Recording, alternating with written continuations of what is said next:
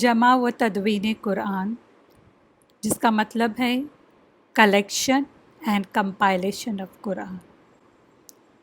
اس lesson میں بتایا گیا ہے کہ کس طرح قرآن کو جمع کیا گیا، اکٹھا کیا گیا، اور اللہ کی توفیق سے الگ الگ دور میں اس کی کس طرح حفاظت ہوئی۔ قرآن کی حفاظت کی ذمہ داری خود اللہ تعالیٰ نے لی۔ اللہ تعالیٰ خود کہتے ہیں سورہ ہجر آیت نمبر 9 میں، اعوذ باللہ من الشیطان الرجیم، بسم اللہ الرحمن الرحیم، انا نحن نزلنا الذکر وانا لہ لحافظون۔ بے شک ہم نے اس قرآن کو نازل کیا اور ہم ہی اس کے محافظ ہیں۔ اس کا مطلب یہ ہے کہ اللہ نے صرف قرآن کو نازل ہی نہیں کیا بلکہ الگ الگ طرح سے اس کی حفاظت بھی کی۔ تقریباً 1400 سال پہلے قرآن نازل ہوا، اس کا ایک حرف بھی چینج نہیں ہوا، وہ ایز اٹ از ہے، جیسا وہ نازل ہوا ویسے ہی آج بھی ہمارے پاس موجود ہے۔ اللہ نے اس کی حفاظت کی ذمہ داری لی ہے۔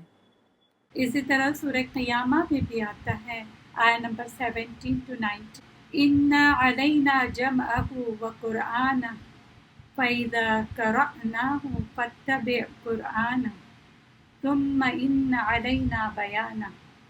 اس کا کیا مطلب ہے؟ اس کا مطلب یہ ہے کہ بے شک اس کا جمع کرنا، اب جمع کرنا یعنی کیا؟ کلیکشن اینڈ کمپائلیشن جو ہے وہ، اور اس کے ساتھ ساتھ قرآن یعنی اس کا پڑھانا بھی ہمارے ذمہ ہے، یعنی اللہ کے ذمہ ہے اس کا جمع بھی کرنا اور اس کا پڑھانا بھی۔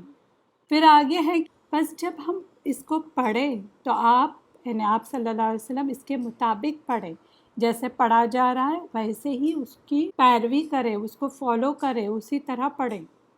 پھر ثم ان علینا بیانہ، پھر اس کا واضح کرنا یعنی اس کی تفسیر کرنا، اس کا مفہوم بتانا، وہ بھی اللہ کے ذمہ ہے۔ تو یہ آپ دیکھ سکتے ہیں کہ ان آیات میں کیا بتایا ہوا ہے، کلیکشن اینڈ کمپائلیشن، جمع کرنا ہے، اس کو پڑھانا بھی ہے، وہ بھی اللہ کے ذمہ ہے، پلس اس کا مفہوم بیان کرنا، اس کو کھول کے بیان کرنا، یہ بھی اللہ کے ذمہ ہے۔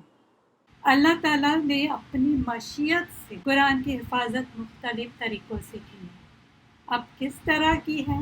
پہلا آتا ہے اسٹیج کا، آپ صلی اللہ علیہ وسلم کے زمانے میں قرآن کی حفاظت کس طرح ہوئی، وہ پہلے دیکھیں گے، اس کے بعد آہستہ آہستہ آگے بڑھیں گے۔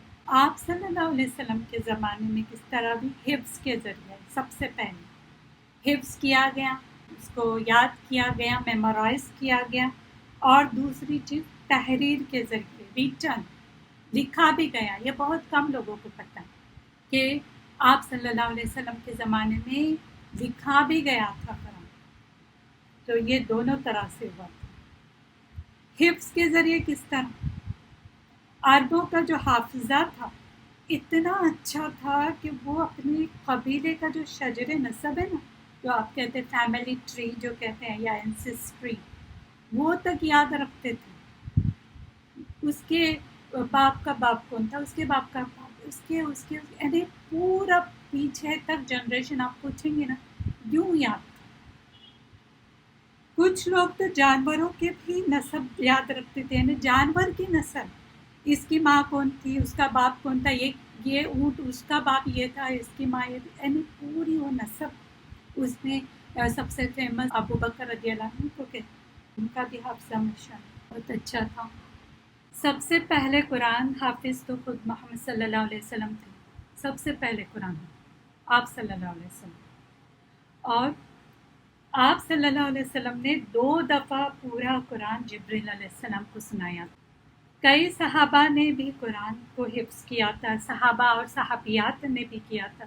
جیسے صحابہ میں ابو بکر رضی اللہ عنہ ہیں، عمر، عثمان، علی، طلحہ، عبداللہ بن مسعود، ابو ہریرہ، عبداللہ بن عباس، اور زید بن ثابت رضی اللہ عنہ، اور بھی بہت سارے آتے ہیں۔ اور جو صحابیات تھی اس میں عائشہ، حفصہ، ام سلمہ، ام ورقہ رضی اللہ عنہن، انہوں نے بھی قرآن کو حفظ کیا تھا، تو یہ بھی اس طرح سے بھی حفاظت ہوئی تھی۔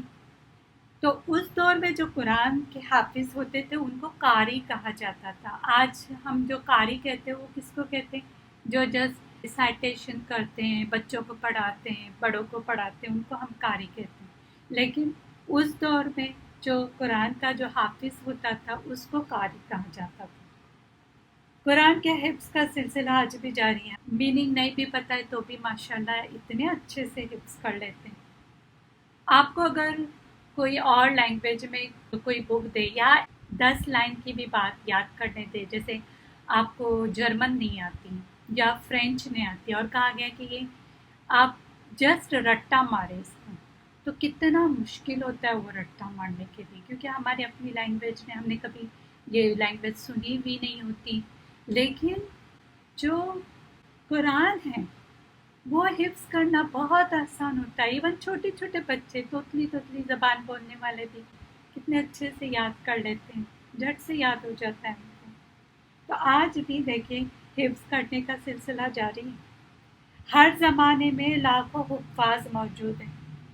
آج بھی دیکھیں اگر ڈھونڈے تو کتنے حفاظ ملیں گے، حافظ کی جمع حفاظ۔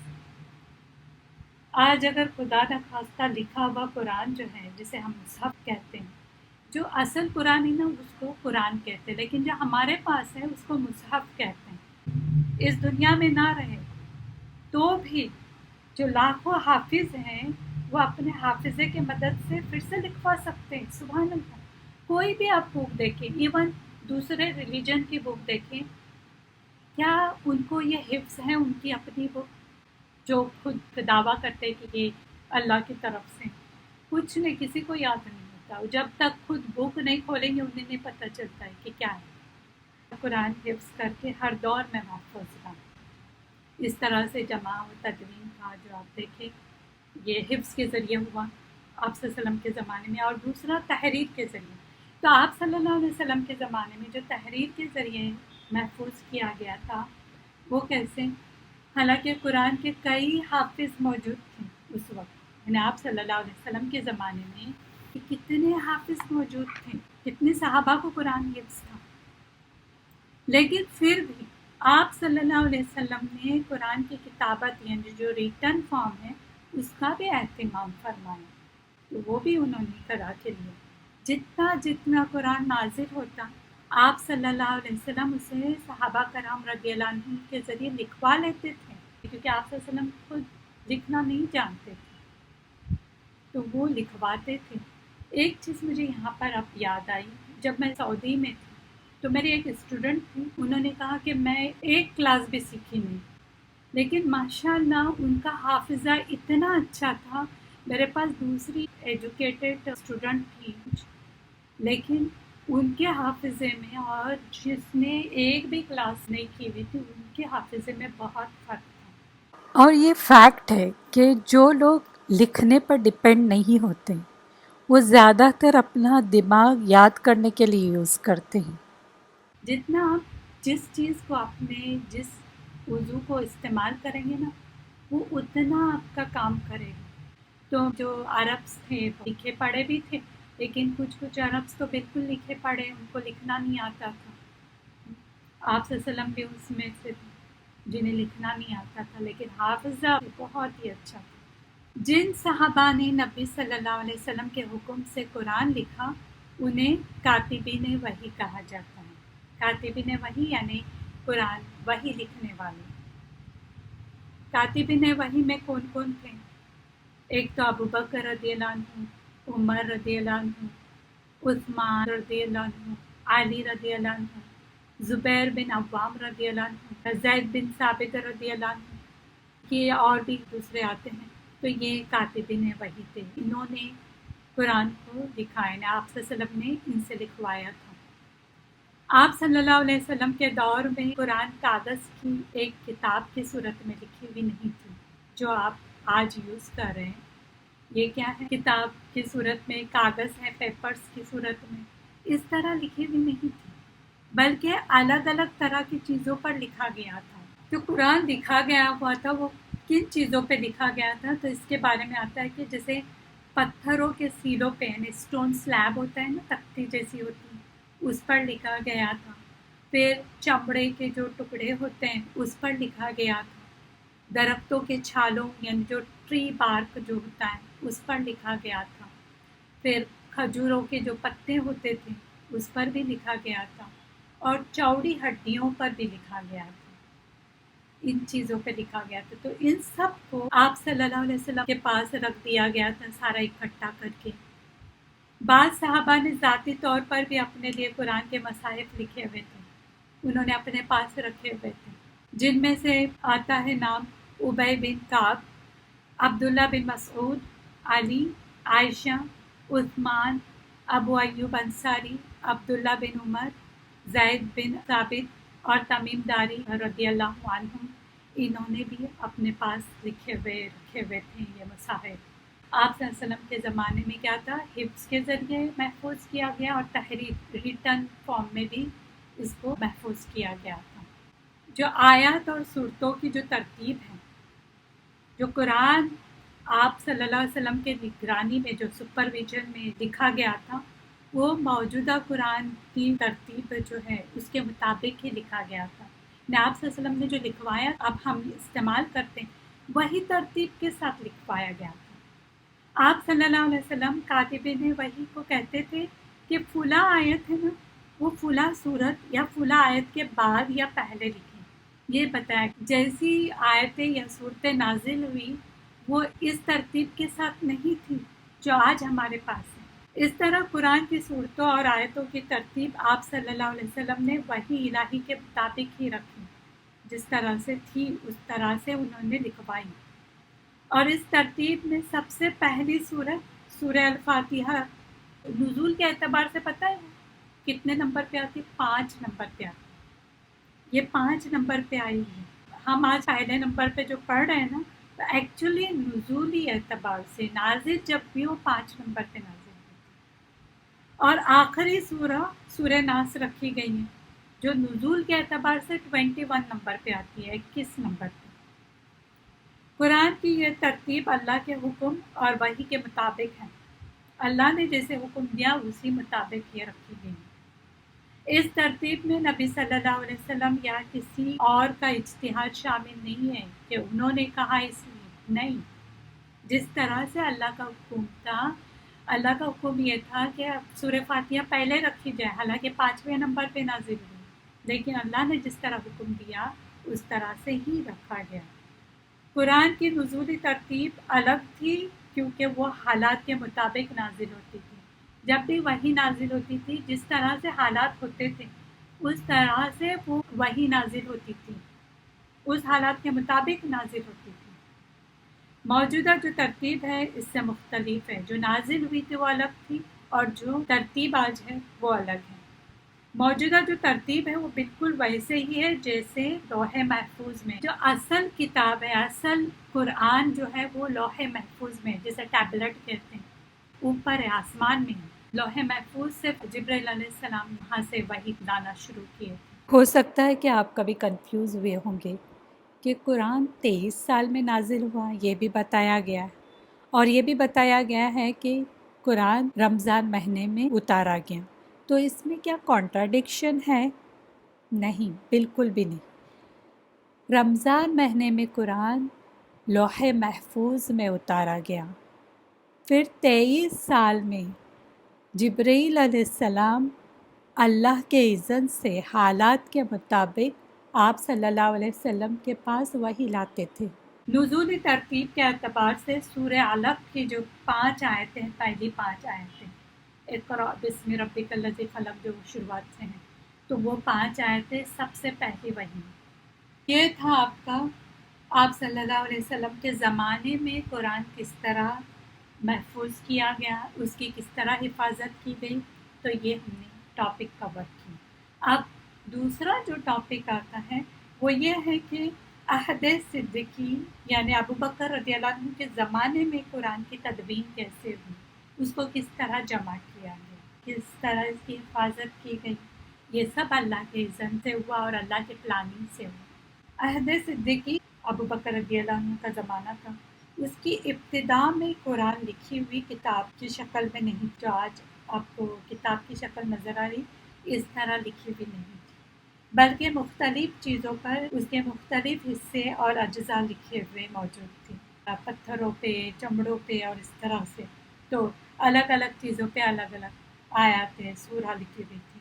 تو ابو بکر رضی اللہ عنہ کے خلافت میں مسلمہ کذاب جس نے نبوت کا دعویٰ کیا تھا، اس کے خلاف جنگ یمامہ ہوئی، جس میں کہتے ہیں کہ 700 حفاظ وہ شہید ہو گئے اس دوران۔ جب جنگ ہوئی تھی تو اس میں اتنے 700 حافظ شہید ہوئے۔ اس لیے عمر رضی اللہ عنہ نے ابو بکر رضی اللہ عنہ کو مشورہ دیا کہ قرآن کی حفاظت کے لیے اس کو ایک کتاب کی صورت میں لکھوا کر محفوظ کریں، یہ بیٹر رہے گا، کیونکہ اتنے حافظ اگر چلے جائیں گے تو پھر اس کی حفاظت کیسی ہوگی؟ ویسے حفاظت تو اللہ کرنے والا، اللہ کے سارے پلاننگ سے چل رہا ہے۔ لیکن آپ سوچیں کہ اگر ان کو موقع نہیں دیا جاتا جیسے صحابہ وغیرہ کو، تو انہیں بھی اتنا ثواب کمانے کا موقع نہیں ملتا۔ اللہ کے سارے پلاننگ ہے، اس میں ساری حکمتیں ہیں، کیوں اس طرح سے اللہ کام لینا چاہتا ہے مخلوق کے پاس؟ اس کو ایک کتاب کی صورت میں لکھوا کر محفوظ کرنے کا جو انہوں نے مشورہ دیا عمر رضی اللہ عنہ نے، لیکن ابو بکر رضی اللہ عنہ ذرا ہچکچائے، انہوں نے کہا کہ جو کام نبی صلی اللہ علیہ وسلم نے نہیں کیا تو وہ میں کیسے کر سکتا ہوں، تھوڑے ہچکچائے، کیونکہ انہوں نے سمجھا کہ بدعت تو نہیں آئے گی۔ کتنا سوچتے تھے نا، ہم آج کچھ نہیں سوچتے، بڑی بڑی چیزیں کر دیتے ہیں اور بدعت کو بدعت سمجھتے ہی نہیں، تو انہیں تھوڑا ڈر لگنے لگا۔ لیکن عمر رضی اللہ عنہ نے پھر اصرار کیا، پھر ابو بکر رضی اللہ عنہ بھی مان گئے۔ اس کام کو کروانے کے لیے زید بن ثابت انصاری جو تھے وہ حافظ بھی تھے اور کاتب وحی بھی تھے، ان کو بلایا گیا، لیکن جب ان کو بھی کہا گیا کہ آپ یہ کام کریں تو وہ بھی ہچکچائے، وہ بھی تھوڑا ڈر گئے کہ یہ کام میں کیسے کروں جو آپ صلی اللہ علیہ وسلم نے نہیں کیا، لیکن سمجھانے کے بعد پھر وہ بھی راضی ہو گئے۔ لوگوں میں یہ اعلان کیا گیا کہ جس شخص کے پاس قرآن کی لکھی ہوئی آیت موجود ہے، یعنی جتنے صحابہ کے پاس جو بھی آیتیں موجود ہیں، وہ کیا کرے، زید بن ثابت ان کے پاس لے کے آئے وہ ساری آیتیں اکٹھی کرنے کے لیے۔ جب کوئی بھی شخص ان کے پاس قرآن کی لکھی ہوئی آیتیں لے کر آتا تو کیا کرتی؟ 4 طریقوں سے ان کی تصدیق کی جاتی۔ کنفرمیشن کے لیے 4 طریقے استعمال کیے گئے تھے ان کے زمانے میں۔ پہلے تو کیا کر رہے تھے، زید بن ثابت خود اپنے حافظے سے اس کی تصدیق کرتے تھے، کیونکہ خود تو حافظ بھی تھے اور کاتبین وحی بھی تھے، تو پہلے دیکھتے کہ یہ ان کے حافظے سے چیک کرتے جس نے بھی وہ آیت سنائی ہے وہ اسی طرح ہے کہ نہیں۔ پھر سیکنڈ میتھڈ ان کا یہ تھا کہ جب تک 2 معتبر گواہ یہ گواہی نہ دیتے کہ وہ نبی صلی اللہ علیہ وسلم کے سامنے لکھی گئی تھی، یعنی یہ جو آیت آپ بتا رہے ہیں وہ ہم نے آپ صلی اللہ علیہ وسلم کے سامنے لکھی ہوئی ہے، 2 گواہ نہیں لائے جاتے تب تک اس کو ایکسیپٹ نہیں کرتے تھے۔ پھر تیسری چیز یہ ہوتی تھی کہ آیتوں کا موازنہ یعنی کمپیریزن دوسرے مجموعوں اور مصاحف سے کیا جاتا، جو کچھ صحابہ کے پاس تھے تو کمپیئر کرتے تھے کہ یہ صحابہ کے پاس یہ آیت ہے، یہ اس میں کچھ ڈفرنس نہیں لگ رہا ہے، یہ ہم ایکسیپٹ کرتے ہیں۔ لیکن ایک چیز ہے کہ صرف ایک آیت تھی سورہ التوبہ آیت نمبر 128 کی، وہ ایسی تھی کہ صرف وہ آیت جو تھی وہ خزیمہ انصاری رضی اللہ عنہ جو تھے ان کے پاس ہی لکھی ہوئی تھی۔ حافظے میں تو بہت سارے صحابہ کی تھی، لیکن لکھی ہوئی جو تھی وہ صرف خزیمہ انصاری رضی اللہ عنہ کے پاس تھی۔ اس آیت پر 2 گواہیاں نہیں مل رہی تھی، اس کے باوجود بھی اس کو قبول کیا گیا، کیونکہ یہ آیت کئی حفاظ کو زبانی یاد تھی پہلی بار۔ بہت سارے حافظ نے یہ آیت یاد کی ہوئی تھی، جو سورہ توبہ آیت نمبر 128 سیکنڈ لاسٹ جو آیت ہے وہ۔ اور اس کو قبول کرنے کی دوسری بھی ایک وجہ یہ تھی کہ ایک دفعہ نبی صلی اللہ علیہ وسلم نے خزیمہ رضی اللہ عنہ کی گواہی کو 2 گواہوں کی گواہی کے برابر قرار دیا تھا۔ یہ ایک بزنس کے معاملے میں آپ دیکھیں گے انشاءاللہ جب ٹاپک آئے گا تب ہم یہ چھیڑیں گے، اب اتنا ڈیٹیل میں نہیں جاتے۔ اس میں کچھ ڈیل ہوئی تھی اس کے بارے میں، کوئی گواہ نہیں تھا تو خزیمہ رضی اللہ عنہ نے گواہی دی تھی، تو آپ صلی اللہ علیہ وسلم نے کہا تھا کہ ان کی گواہی 2 گواہوں کے برابر ہے، اس لیے بھی یہ جو آیت تھی اس کو مانا گیا، اس کو ایکسیپٹ کیا گیا۔ زید بن ثابت رضی اللہ عنہ نے 1 سال میں سارا قرآن جمع کر لیا، 1 سال میں کتنی محنت کی ہوں گی انہوں نے، اور اسے ایک کتاب کی صورت میں پیش کیا، ایک کتاب کے اندر سارا کے سارا۔ ہمیں اگر کوئی قرآن بھی پڑھنے بھی کہتا ہے تو کتنا بھاری لگتا ہے، ایک سال کے اندر اتنا پورا قرآن جمع کرنا آسان بات نہیں تھی، اور وہ بھی تصدیق کر کے اتنی طرح سے۔ اس کاپی یعنی جو نسخہ تھا اس میں ہر صورت الگ صحیفے پہ درج کی گئی تھی، یعنی ہر جو صورت کی الگ الگ صورت الگ الگ صحیفے۔ اس کا نام کیا دیا گیا تھا؟ مصحف یا مصحف امام، مصحف کہتے ہیں نا، مصحف کاپی، مصحف یا مصحف امام اسے کہا گیا، اس کا نام رکھا گیا۔ اس نسخے کی جو کچھ خصوصیت ہے وہ کچھ بیان کی گئی ہیں کہ قرآنی آیات کو نبی صلی اللہ علیہ وسلم کی بتائی ہوئی ترتیب جو تھی، آرڈر جو تھا، اس کے مطابق رکھا گیا۔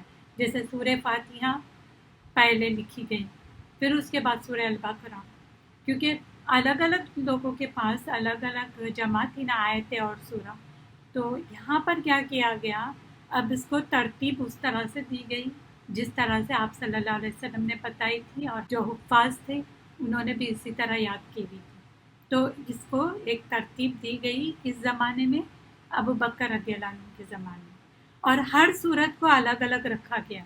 پہلے ہر صورت الگ الگ نہیں رکھی گئی تھی، لیکن ابو بکر رضی اللہ عنہ کے زمانے میں ہر صورت کو الگ الگ کر دیا۔ پھر اس میں 7 حروف جو ہے جسے 7 حروف کہتے ہیں اس کو بھی جمع کیا گیا۔ تو یہ تھا ابو بکر رضی اللہ عنہ کے زمانے میں تدوین کس طرح ہوئی، کس طرح جمع کیا گیا قرآن کو، تو یہ بات اس کے اندر آئے گی۔ اب ہم دیکھیں گے کہ عثمانی دور میں، یعنی عثمان رضی اللہ عنہ کے دور میں قرآن کے جمع و تدوین کا طریقہ کیا تھا، قرآن کی کس طرح حفاظت ہوئی۔ اس میں آتا ہے کہ ابو بکر رضی اللہ عنہ کے انتقال کے بعد مصحف جو تھی، یا اسے مصحف امام بھی کہتے ہیں، وہ عمر رضی اللہ عنہ کے پاس رہا۔ ابو بکر رضی اللہ عنہ کے بعد عمر رضی اللہ عنہ کے پاس رہا، لیکن جب عمر رضی اللہ عنہ کو شہادت ہوئی، عمر رضی اللہ عنہ کی شہادت کے بعد پھر وہ جو مصحف تھا وہ ان کی بیٹی جو تھی حفصہ رضی اللہ عنہ ان کے پاس رکھا گیا۔ تو دور عثمانی میں جیسے جیسے اسلام پھیلا تو اجمی لوگوں میں قرأت کا مسئلہ شروع ہوا۔ اجمی کا مطلب ہے نان عربس، یعنی جو عربس نہیں ہیں، جیسے ہم بھی اجمی ہیں کیونکہ ہم عرب نہیں ہیں نا۔ یہ صرف عربی زبان میں ڈفرینسز نہیں پائے جاتے، بلکہ آپ دیکھیں کہ ہماری خود اردو زبان والے بھی الگ الگ علاقوں میں الگ الگ طرح سے بات کرتے ہیں۔ جیسے انڈیا میں ہی آپ دیکھیں، جو حیدرآباد والے ہیں ان کی اردو میں اور ہمارے اردو میں بھی فرق ہوتا ہے۔ حیدرآباد والے کیا کرتے ہیں، جو قاف ہے اس کو خوا بولتے ہیں، جیسے قرآن ہے اس کو بولتے ہیں قرآن، قرآن اللہ کا کلام ہے بولتے ہیں۔ تو اس میں بھی یعنی اردو میں بھی آپ دیکھیں کتنے ڈفرینسز ہوتے ہیں، حالانکہ وہ بھی اردو بول رہے ہیں، ہم بھی اردو بول رہے ہیں۔ تو اسی طرح قرآن جب پڑھنے لگے اجمی لوگ تو اس میں بھی قرأت کے مسئلے آ گئے، تو اسی طرح ایک دوسرے کو غلط بولنے لگے۔ ہوا یہ تھا کہ حذیفہ رضی اللہ عنہ جو تھے وہ آرمانیہ اور آذربائیجان وہاں گئے ہوئے تھے، تو وہاں پر انہوں نے دیکھا کہ لوگ جو ہے وہ قرآن کی قرأت کے معاملے میں اختلاف کر رہے ہیں، تو انہوں نے مدینہ آ کر خلیفہ عثمان رضی اللہ عنہ اس وقت تھے، ان کو آ کر اس کے بارے میں بتایا کہ دیکھیں یہ اجمی جو ہے وہ قرأت میں پرابلم کر رہے، مسئلہ کر رہے۔ تو عثمان رضی اللہ عنہ نے دوسرے صحابہ کو بھی جمع کیا۔ صحابہ جو تھے وہ ہمیشہ مشورہ ایک دوسرے سے کرتے تھے۔ ایون آپ صلی اللہ علیہ وسلم کے زمانے میں بھی دیکھیں، آپ صلی اللہ علیہ وسلم بھی حالانکہ نبی تھے پھر بھی وہ صحابہ سے مشورہ لیتے تھے۔ یہ بھی ایک ہمیں بات پتہ چلتی ہے کہ کوئی بھی کام شروع کرنے سے پہلے ہم اپنے رشتہ داروں سے بھی کچھ مشورہ کریں تاکہ اس میں بھی برکتیں ہوتی ہیں، وہ جو کچھ پوائنٹس بتاتے ہیں اس میں بھی بہت سارے فائدے ہوتے ہیں۔ تو انہوں نے مشورہ کیا، عثمان رضی اللہ عنہ نے دوسرے صحابہ کے ساتھ، کہ مصحف امام ہے اس کی کاپیز تیار کر کے ہم مختلف ملکوں میں بھیجیں گے تاکہ پھر وہاں پر پرابلم نہیں آئے۔ قرآن صرف قریش کے لہجے میں تھا اور انہوں نے کہا کہ قرآن کو اسی لہجے میں لکھا جائے اور اسی لہجے میں پڑھا جائے، اس کا انہوں نے اہتمام کیا تھا کیونکہ قرآن جو ہے وہ قریش ہی کے لہجے میں اترا تھا۔ اس فیصلے پر تمام صحابہ بھی راضی ہو گئے، سب نے جب مشورہ کیا تو پھر اس کے بعد کیا ہوا کہ عثمان رضی اللہ عنہ نے حفصہ رضی اللہ عنہ کے پاس جو مصحف تھا وہ منگوایا، بعد میں واپس بھی کیا تھا۔ دیکھیں سبحان اللہ، ایک ہی کاپی تھی، وہ بھی ایک عورت کے پاس تھی، اور لوگ کہتے ہیں کہ اسلام میں عورتوں کو کوئی مقام نہیں دیا گیا، اور یہ ایک کاپی وہ بھی ایک عورت کے پاس، عورت کا بڑا مقام ہے، اسے بس لینا آنا چاہیے۔ زید بن ثابت، عبداللہ بن زبیر، سعید بن عاص، عبد الرحمن بن ہشام کے ذمہ یہ کام دیا گیا کہ وہ مصحف امام ترتیب سے لکھ کر ایک کتابی شکل دے دے اس کو، کہ وہ ترتیب سے لکھے اور اس کو ایک بک کی شکل میں، ایک کتاب کی شکل میں بائنڈ کرے۔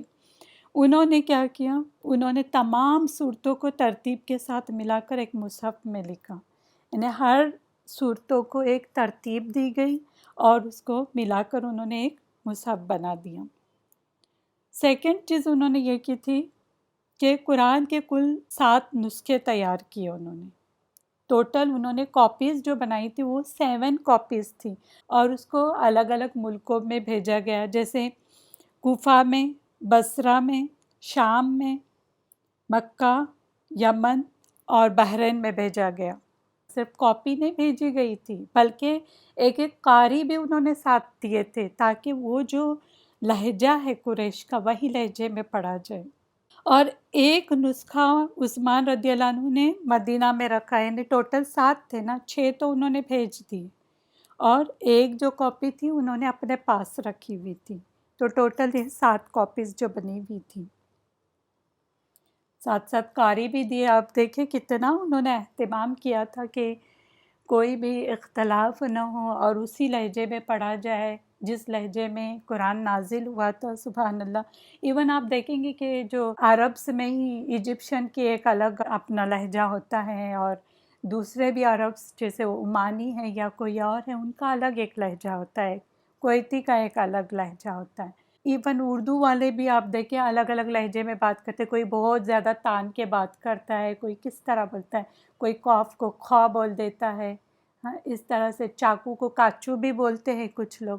اگر اس طرح سے آپ لکھیں گے بھی، یعنی اگر رومن میں بھی لکھتے ہیں تو جو چاقو کو کاچو بولتا ہے وہ کس طرح لکھیں گے، کے سے لکھیں گے، اور جو چاقو بولتا ہے وہ سی ایچ سے لکھیں گے، ہے نا۔